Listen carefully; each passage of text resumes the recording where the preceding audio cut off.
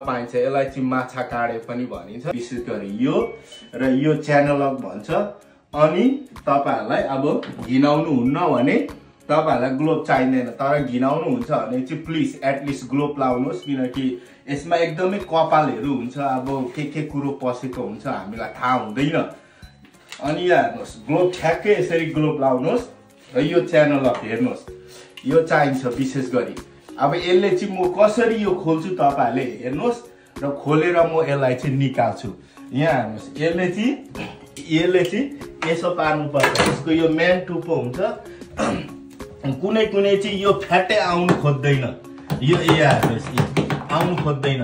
अनि तपाईहरुलाई एकदमै यो खोल्नु आउँदैन भने चाहिँ यो च्यानल लकले यसो गर्नुहोस् हेर्नुहोस् यसो पारेर यसरी खोल्नुहोस्। यहाँ हेर्नुहोस् यो यसो गरेर यहाँ हेर्नुहोस् कपाल कति छ यहाँ हेर्नुहोस्। अब यो चाहिँ अब तपाईहरु घिनाउनु हुन्न भने चाहिँ हातले पनि भित्र तर भित्र नभेटाको ठाउँमा चाहिँ तपाईहरुले यो युज गर्न सक्नुहुन्छ। हेर्नुहोस् म अब कसरी कपाल निकाल्छु हेर्नुहोस्। यहाँ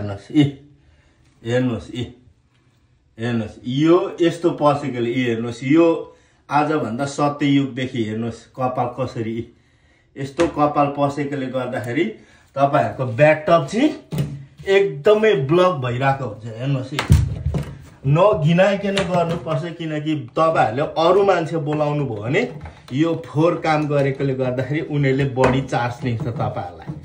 र यो चाहिँ एकदमै सजिलो उपाय घरमै गर्न सकिने। हेर्नुहोस् यसो गर्ने पुरै लगाएर